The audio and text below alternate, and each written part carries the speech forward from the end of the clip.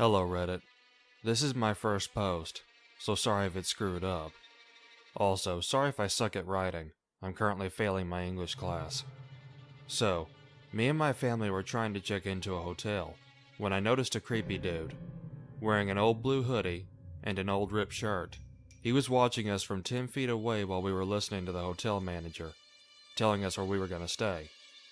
When we started walking to our hotel room with our luggage, I noticed he was following us, and when I looked at him, he hid behind a wall, pretending to be looking at his room, obviously faking.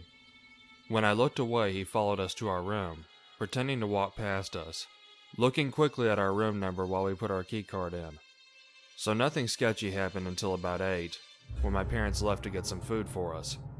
After an hour passes, me and my 9-year-old brother were on YouTube, not really paying attention until we heard the sound of a keycard trying to open our door, and then a quick little bang. Then the creepy blue hoodie guy opened our door slowly. My little brother nudged me, telling me there was a guy at our door. Then the guy started walking into our room. He wasn't a room service guy. He didn't have a name tag. Fortunately, we'd just gone to a national park, and I bought a pocket knife with my name on it, which I put beside the bed. I grabbed my pocket knife and screamed for him to get out. He ran down the hall and out the front door as quickly as possible. After he left, I ran down to the lobby to find that the creep had dropped a switchblade. I immediately told the manager what happened. That was it. This happened an hour ago, and the police showed up just now. I hope they find the creep. Also, I'm not on Let'sNotMeet a lot, so please tell me what I could do to stay safer.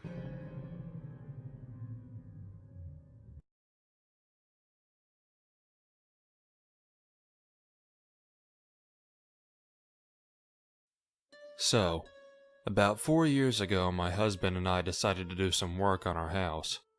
The first thing we decided to do was fix our front steps.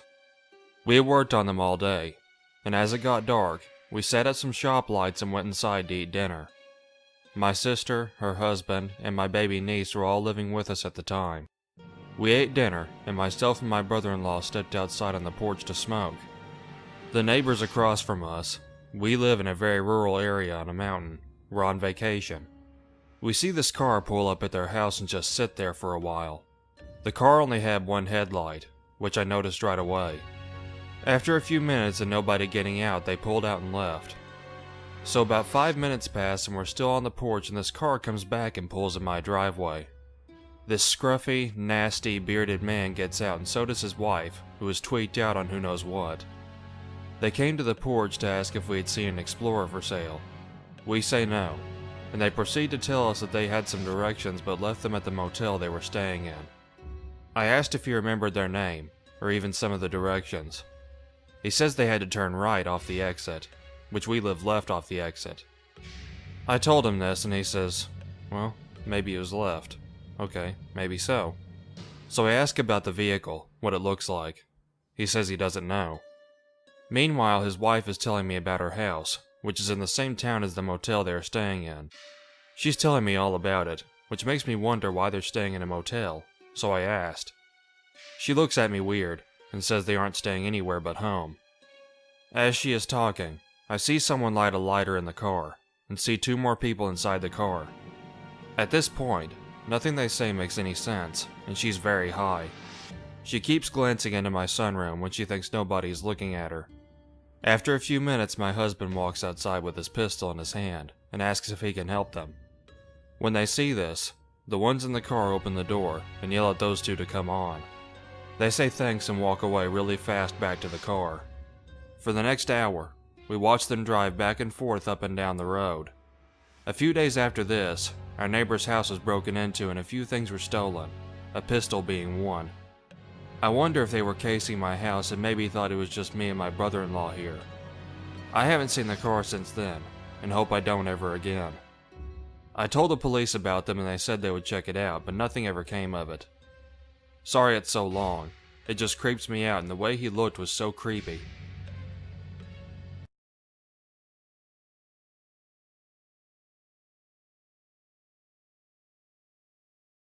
I recently moved to a new city, and I've been walking almost everywhere in order to get a better handle on my surroundings. It's actually kind of nice to live somewhere where everything you need is in walking distance. I live in a large metro city on the west coast, and it's pretty well populated, so I feel safe walking alone most of the time. A couple of nights ago, I just got back from running errands when my boyfriend texted me from work and asked if I could pick up something at the store for him. I was admittedly a tiny bit annoyed as I had just got back from the apartment, but I said okay. I figured I could just drive back to the store. Then again, the weather has just finally started getting nice here, so I decided to walk instead. The store is just a little over a mile away, and I was sure I could be there and back in no time, so I headed out. I'm prone to getting lost in the grocery store, drugstore, and Target. I'll go in for one thing and find myself wandering around for quite a while, and suddenly my basket is full of things I never even knew I needed. This evening was no exception, and I wound up lurking around the store for about an hour tossing random things in the basket. I realized time and daylight were getting away from me, and quickly checked out. I stepped out of the store. The air was still warm, but the sun was beginning to set. I started walking back toward the apartment the same way I had come.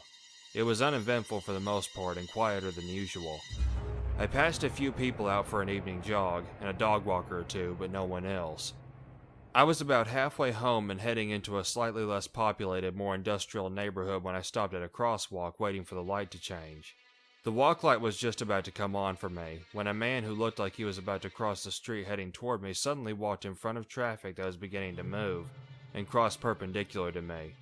So once I crossed, he was now heading in the same direction as me instead of away from me, just on the other side of the street, if that makes any sense.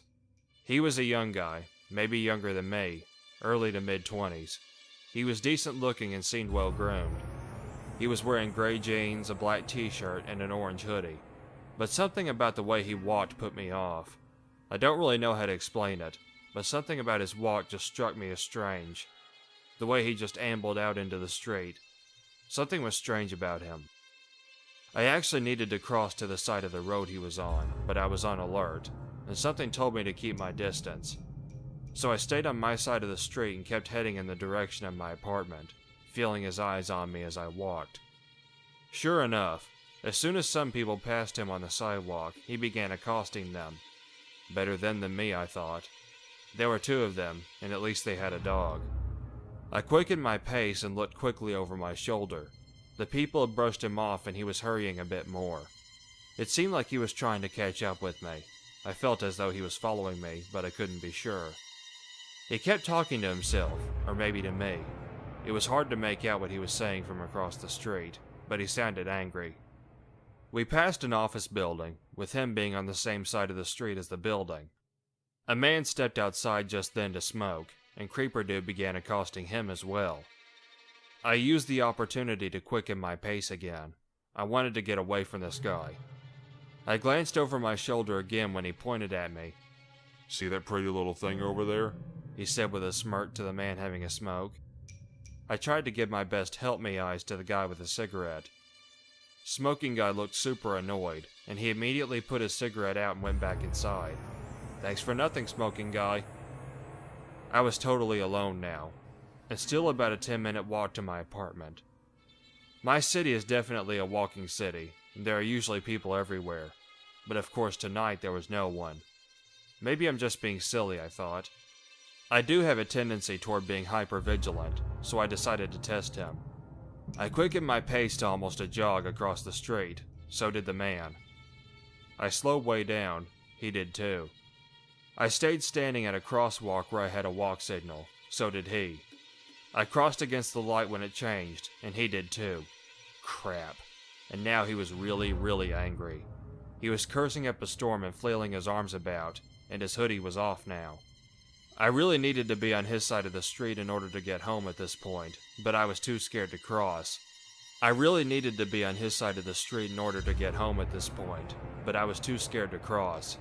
And even if he left me alone, I didn't want him following me all the way to my apartment. I wasn't really sure what to do.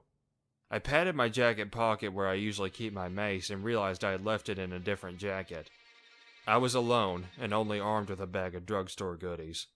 And now it was getting really freaking dark outside. I had walked several blocks out of the way at this point, afraid of getting too near to him. and I don't know what kept him from just coming to my side of the street that whole time. I was trying my hardest to ignore him, and I think it was making him angry, but also maybe keeping him at bay. The whole time I never felt him take his eyes off me, and he was staring right at me when I dared to glance over. Finally, by some miracle, I came to a busy intersection where several people were standing on the corners.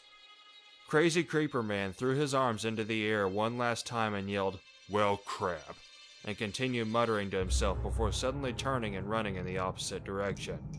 I did a run walk across the street and all the way home, glancing over my shoulder the whole time. I don't know what his intentions were, but it's one of the few times in my life where I've truly gotten that awful feeling in the pit of my stomach about a person. I'm so glad I chanced upon all those people at the right moment, and now I always carry my mace with me.